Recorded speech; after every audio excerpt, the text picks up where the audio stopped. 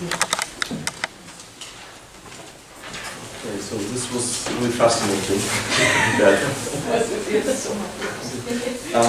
Now, something a slightly different approach.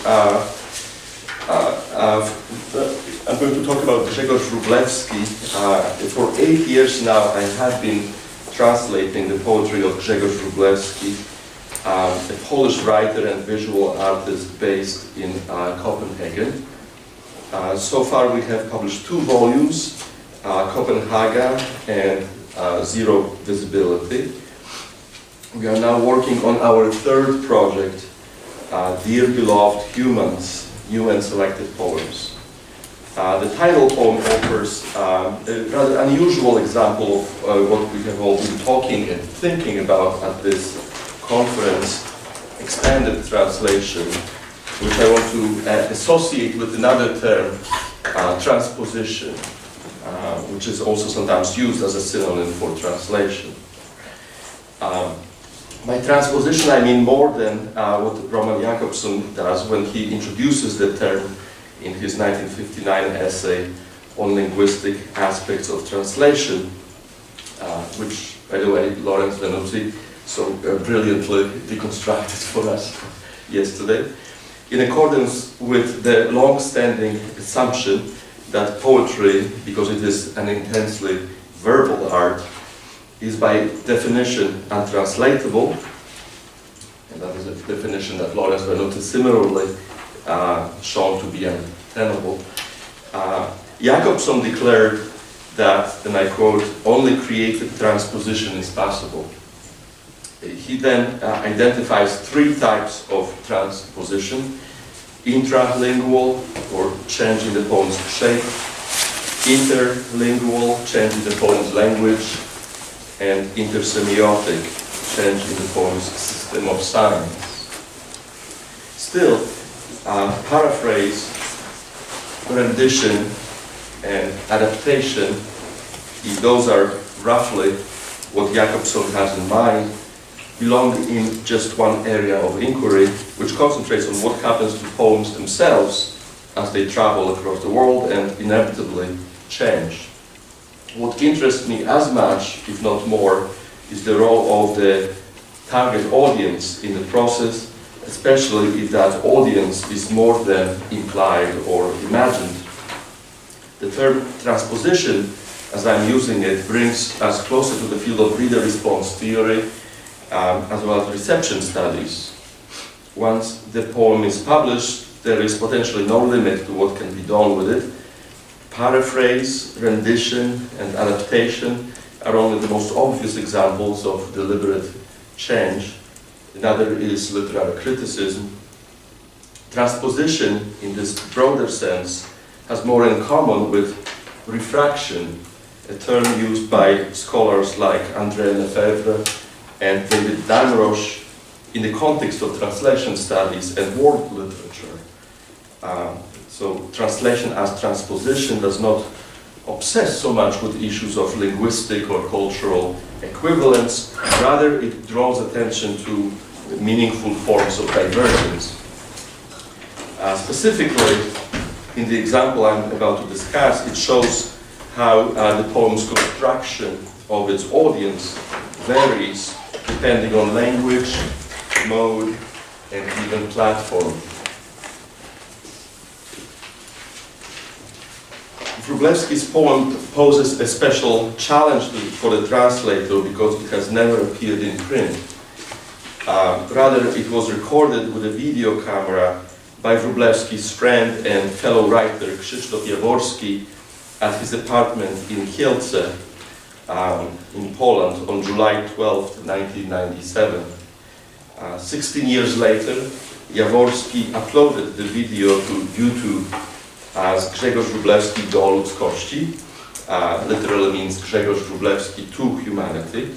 And so here it is, accompanied by my transcription and word-for-word translation. So that's the first version on the sheet. And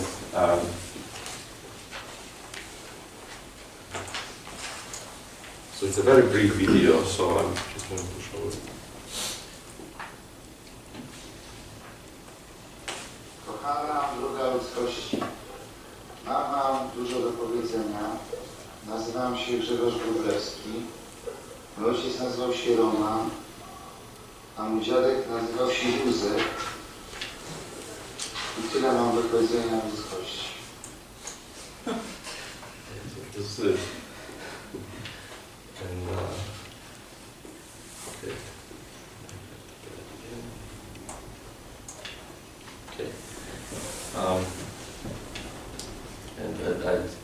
You probably looked at the English version as well.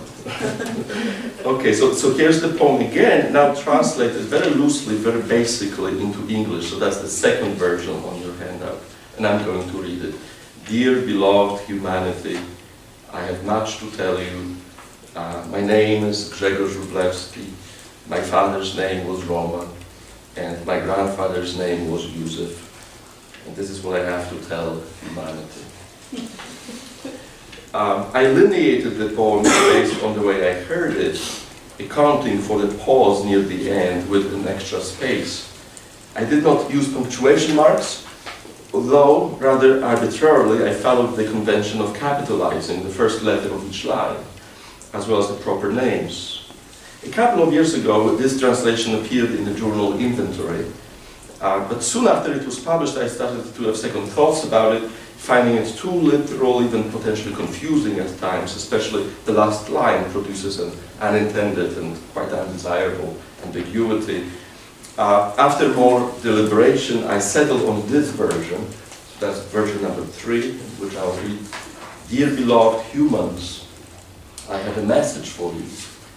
My name is Grzegorz Wroblewski, my father's name was Roman, and my grandfather's name was Józef. This is my message for humans. So for what I'm describing is a typical experience for translators, especially the poetry translators, in order to maintain at least some level of fidelity. Sorry about using this word. Don't use it. Don't use it. Fidelity to word and sense. Sorry about the binary. Translators often tinker with even previously published versions of the work. Many also strive to make the translation read as much as possible like a poem in its own right. Many also strive to make the translation read, for this reason and in seeming adherence to the modernist principles of directness and economy, I replaced humanity with humans and much, or what I have, with message. So my translation now slightly departs from the original, but appears to be, at least to me, at least at this point, a better poem. Okay. However, such practical dilemmas, because so far what I've been saying is, it really belongs in the genre of translators' prefaces, where the translator often talks about different dilemmas that they faced, and which can be fascinating, especially to the translator. Knowing who cares what your problems were. So such practical dilemmas pale in comparison with the theoretical implications of translating Wroblewski's poem. To start with the obvious question, is it even a poem?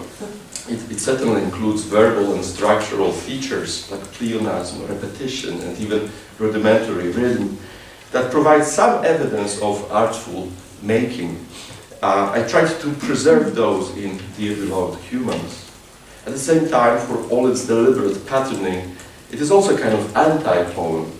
The source of surprise lies in its ironic reversal of a cliché, a poet addressing humans, all humanity, presumably to communicate some important insight to them. This insight amounts to nothing more and nothing less than a declaration of the poet's paternal lineage, a deflection on Wroblewski's part we are free to interpret as playful or serious. Here I am helped by the backstory.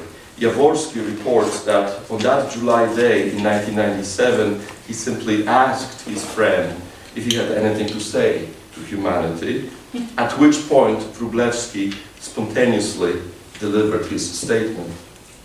I hesitate to say whether it's an overstatement or understatement, an affirmative or nihilistic gesture, a deeply personal or deeply political text.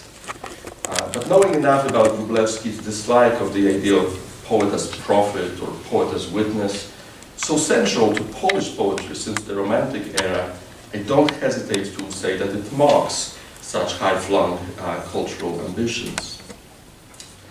This is my one and only attempt at interpretation of this poem, by the way. You may have some other ideas about it.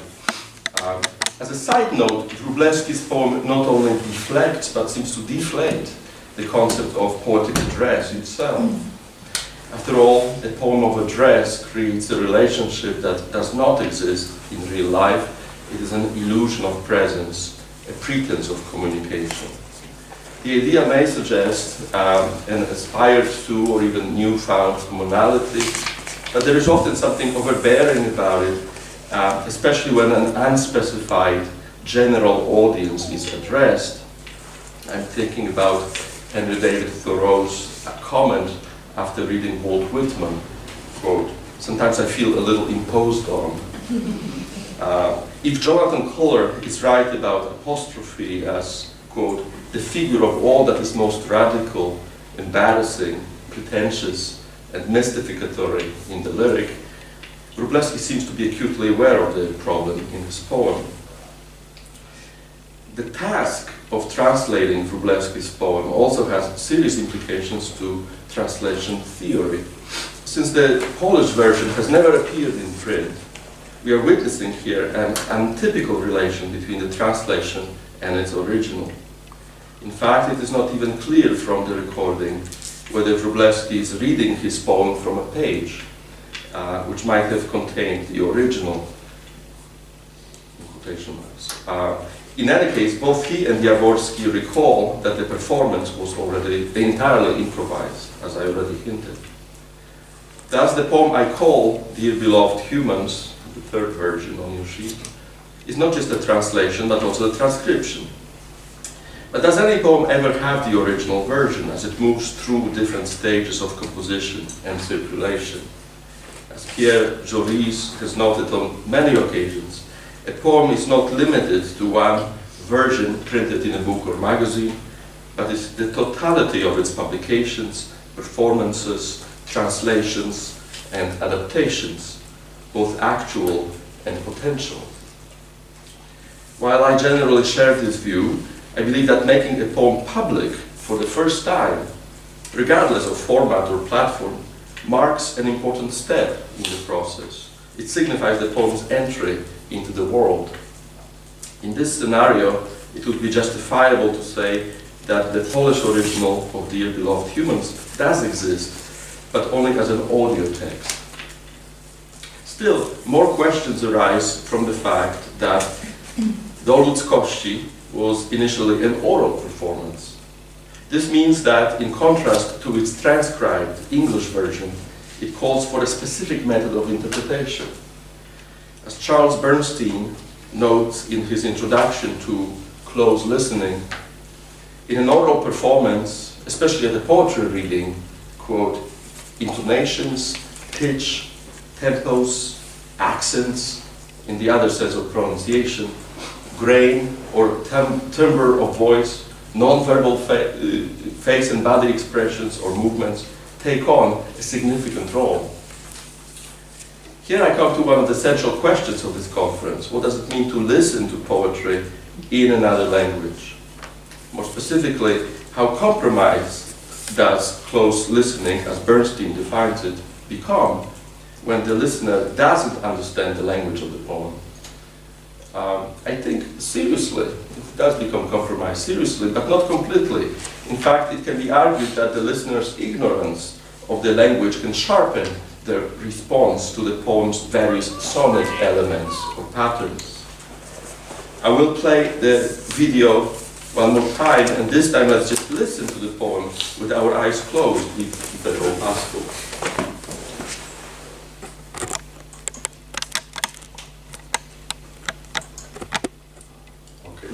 Text, by the way. That's Jaworski next to him.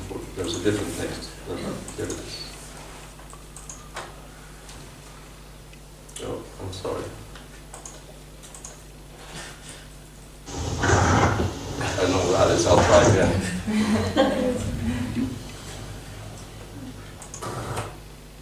That's expected. Well, tell us about that. Eat a lot of honey.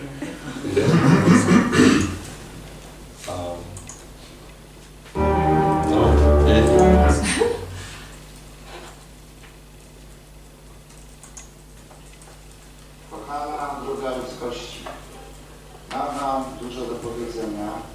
Nazywam się Grzegorz Wroblewski. Mój ojciec nazywał się Roman, a mój dziadek nazywał się Józef. I tyle mam do powiedzenia ludzkości. A non-Polish speaker approaching Wroblewski's poem as an oral performance or even a 26-second poetry reading is still likely to make out certain words, certainly the proper names, likely to register typical Polish phonemes like the nasal vowel in się or the unique consonant clusters in ści and ski, likely in short to have a semi-meaningful encounter with the poem's language despite the obvious semantic loss, which can however be mitigated as it is on the present occasion by prior knowledge of the content, which to some extent I think well captures the difference between hearing and listening. But maybe there's more, maybe you're hearing more in it. To invoke William Carlos Williams, Wroblewski's literary grandfather, a non-Polish speaker is likely to approach the poem as a machine made of sounds. And this means all kinds of sounds. As we listen closely to the recording, some of us could probably detect some coughing, some adult voices overlapping with children's voices in the background, all the ambient noise of humanity in the next room, in the next apartment, on the street below. This reveals the poem's additional irony. No one is listening to the poet at the moment, save for his friend behind the camera. Yet, of course, calling the poem an oral performance is not completely accurate. After all, the poem can't be separated from its context. If it is a made object, it exists for the purpose of being recorded and therefore potentially reproduced, circulated, modified. Quote, "The painter maintains in his work a natural distance from reality, whereas the cinematographer penetrates deeply into its tissue," said Walter Benjamin in this classic 1936 essay on the work of art in the era of its technological reproducibility. Unless we close our eyes, it is impossible to experience Wroblewski's poem outside of its penetrable, semantically rich reality. The green plant in the corner, the white wall, the sofa with its striking orange and red pattern, the 35-year-old author himself and his affect, posture, clothing, head movements, facial expressions, eye contact, everything that is part of the composition, part of his parodic performance of lyric address. It's also impossible to experience Wroblewski's poem without noticing the work of the camera, framing, angle, movement.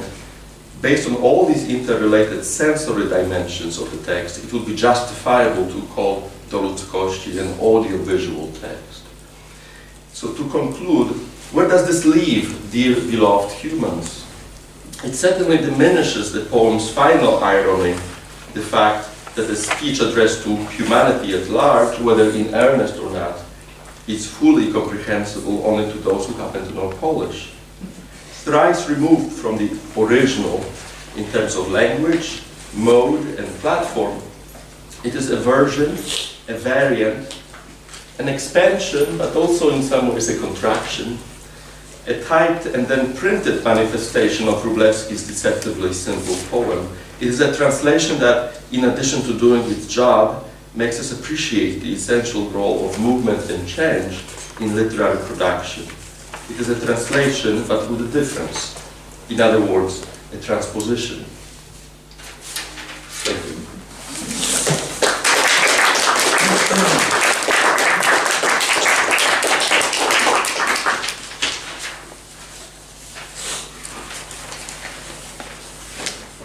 I'm very happy to introduce Jennifer Dick, who needs no introduction. Are you ready?